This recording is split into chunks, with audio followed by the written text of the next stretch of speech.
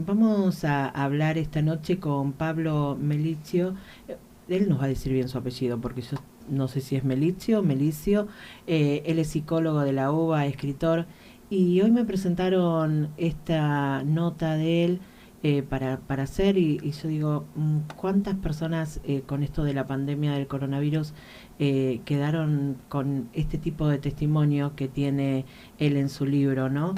En su libro con una experiencia personal que la vivimos un montón de personas, ¿no? Así que vamos a hablar con Pablo acerca de El mundo sin mamá. Así que buenas noches, Pablo, ¿cómo estás? Hola Karina, buenas noches, ¿cómo estás vos? Bien, estoy acá junto con Lucía también. Hola Lucía. Hola Pablo, buenas noches. Contanos, Pablo, cómo, yo ya sé porque bueno, he leído, pero cómo surgió este libro tuyo nuevo de El mundo sin mamá. En realidad surgió a partir de que, bueno, mamá enferma en septiembre del año pasado, en plena pandemia, con un EPOC muy grave. Durante 4 meses está en terapia intensiva y durante muchas mañanas pude estar con ella, digamos que por momentos parcialmente porque dormía, estaba muy medicada. Cuando estaba lúcida charlábamos mucho, cuando estaba muy dolorida trataba de contenerla, y cuando dormía, bueno, la verdad que ahí yo, como vicios de escritor y de psicólogo, me dediqué un poco a tomar notas sin el objetivo de un libro, naturalmente, sino que era mi necesidad de poner en palabras la angustia que iba sintiendo. Mm. Entonces, por primera vez, este es mi noveno libro, y es la primera vez que yo, digamos, fui tomando notas en mi celular. Abrí como un blog de notas, y después que mamá muere a principios de este año, el 9 de enero, conecté con esas notas, las llevé a Word en la compu, las empecé a trabajar, y me di cuenta que ahí pensé que podía ser un libro, ¿no? Mm. Un poco como testimonio de lo que viví, transité con la vieja en la internación en la pandemia, y también lo que vivía con otros pacientes internados, con los familiares, con el personal de salud en la pandemia. Digamos que es un libro que toca algo muy singular, algo muy propio, pero que termina siendo universal, ¿no es cierto? Sí, eso justo lo que dijiste al final, te iba a decir, es algo personal, pero que al final te das cuenta que nos pasó a muchísimas personas lo que te pasó a vos. Sí, sí, sí, Sí. sí. Digo, porque, digo, en definitiva, en este tiempo, digamos, siempre uno puede saber que somos mortales, ¿no? Que todos los seres humanos, en definitiva, padecemos las mismas cosas, pero a la vez queremos negar que somos finitos, que somos frágiles. Pero cuando viene una pandemia o cuando empiezan a morir nuestros seres queridos, bueno, ahí es el golpe que da la vida, y lloramos. Yo, como puse en un texto por ahí, lloramos por ellos, Mm. pero también lloramos por lo que en ellos muere de nosotros, ¿no es cierto? Sí. Lloramos también nuestra propia muerte, en definitiva, ¿no? Con ese confronto con el dolor de los seres amados. Se llora también por una especie de frustración que uno mismo se crea, ¿no? Con las expectativas de seguir viviendo con la otra persona. Claro, porque, digamos, es muy difícil explicar.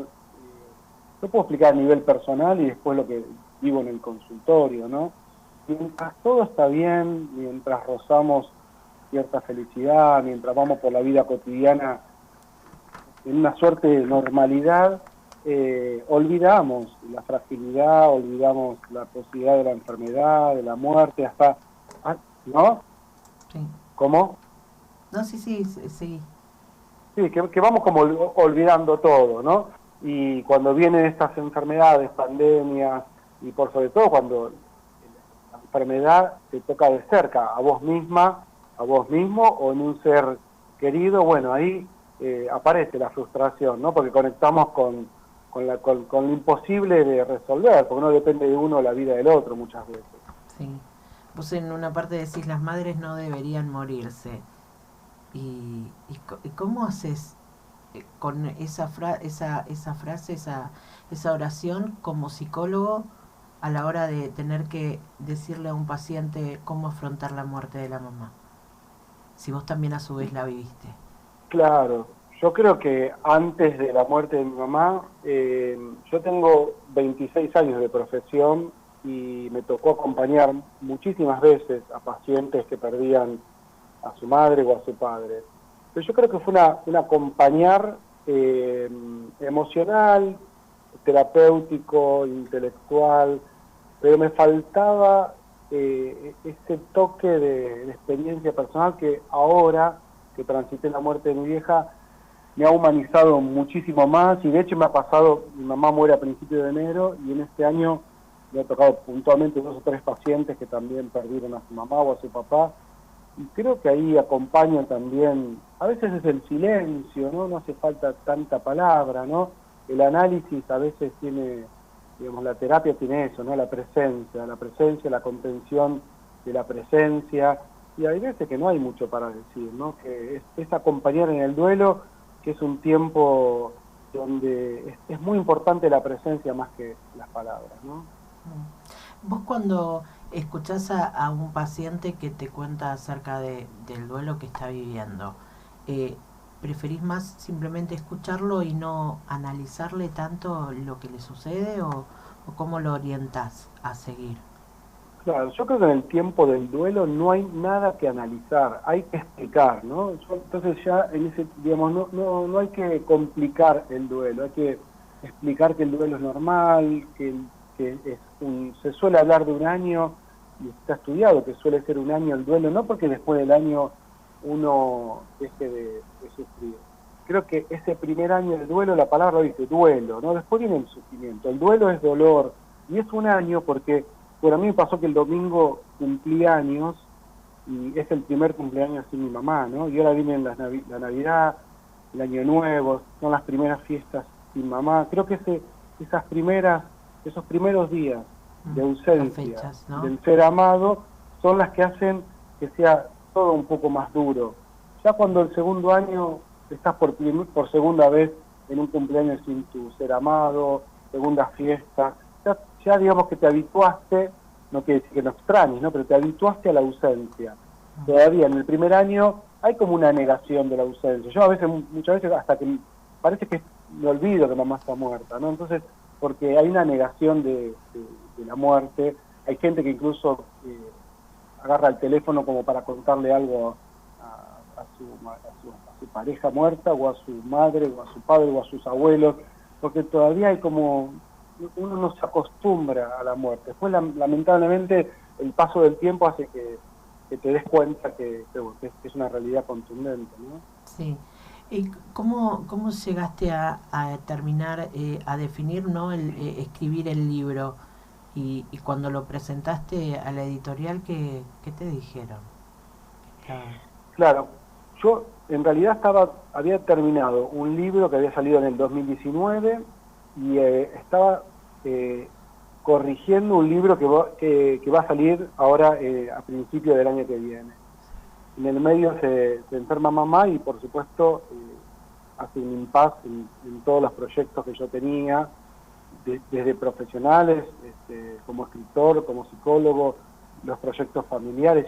Obviamente cuando hay un ser cercano, enfermo, la vida de alguna manera, no en todo, pero hace una gran pausa. Cuando yo después me pongo a trabajar a principios de este año con estos papeles del dolor, como lo suelo llamar, y construyo una suerte de posible libro, pensé que bueno, que le podía servir no solo como a mí me sirvió por el hecho mismo de poner en palabras y escribir, que es muy terapéutico y es muy sanador, sino que por el hecho de que otros libros míos a la gente le ha hecho bien, dije, bueno, este libro tiene que tener esta misma direccionalidad, ¿no? Que toda lectora o todo lector que se encuentre con el mundo sin mamá pueda reflejarse, pueda pensarse, pueda entender que, digamos, que acompañar a un ser amado es importante, pero que también es importante pensarse a uno mismo en relación a la enfermedad, a la muerte y a la vejez, ¿no? Los 3 maestros que ya el budismo transmite, ¿no? Me parece que uno no puede escapar de reflexionar que podemos enfermar y que podemos llegar a viejos, no tenemos garantía de llegar a viejos, ¿no? Pero que sí efectivamente vamos a morir, ¿no? Entonces dije, bueno, es un libro que habla de la enfermedad, la vejez y la muerte, pero por sobre todas las cosas habla de la vida. Entonces ya las lectoras y los lectores que se están encontrando con el libro, les pasa eso, que digamos, después pueden meditar acerca de estos temas, y en ese sentido me parece que está buenísimo que suceda, ¿no? Sí. Y la ¿Cómo? editorial, perdón, Karina, y Sí. la editorial, que es Palabrava, una editorial santafesina muy interesante. Mm. Enseguida, yo primero se la presenté a una editora que está acá cerca de casa, en Capital, en Buenos Aires, Vivi Rosenwitz, y ella habló con Patricia Severín, que es digamos, la editora general, la que diseñó Palabrava, y se coparon enseguida con el proyecto y lo apuraron porque ya tenían cerrado la cantidad de libros de este año, pero le dieron un lugarcito a este libro porque consideraban que era importante que salga también, ¿no? Sí. ¿Cómo es esto de cómo se ordenan los papeles del dolor? Sí, porque primero yo escribí desde la bronca, desde el dolor, desde lo difícil que es tramitar eh, la enfermedad y la posibilidad de la muerte, ¿no? Porque Mm. los primeros 4 meses era eso, enfermedad y vida y muerte oscilando todo el tiempo. Notas así sin corrección, ¿no? Como en bruto, en original, como se escribe un libro. Lo que pasa que a lo mejor lo que no saben los lectores y las lectoras es que, salvo escritores que le encargan libros, en general los escritores no pensamos, voy a escribir tal libro, ¿no? Mm. En general, a partir de que empezás a escribir, yo tengo más papeles sueltos por ahí Sí, que libros publicados. sí, sí. Esto podría haber sido igual, podrían haber sido papeles sueltos, frases en mi celular o en la computadora. Mm. Pero cuando el 9 de enero mi vieja muere, yo a partir de ahí, no te digo inmediatamente, pero a lo mejor a los 15 días, 20 días, empecé a pasar del teléfono a la computadora y empecé a revisar lo que había escrito. Me parece que empecé también a transitar un poco más el duelo, a refrescar lo que había vivido en ese momento, y ahí empecé a ordenar esa suerte de papeles del dolor y fui poniéndole un orden caprichoso por día, por sensaciones, lo pulí.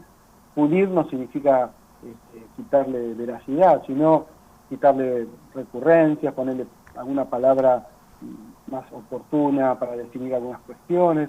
Me parece que ahí fui repensando lo vivido y me di cuenta que podía ser un libro. En ese sentido esos papeles del dolor tienen un orden y ese orden es el libro finalmente. Sí.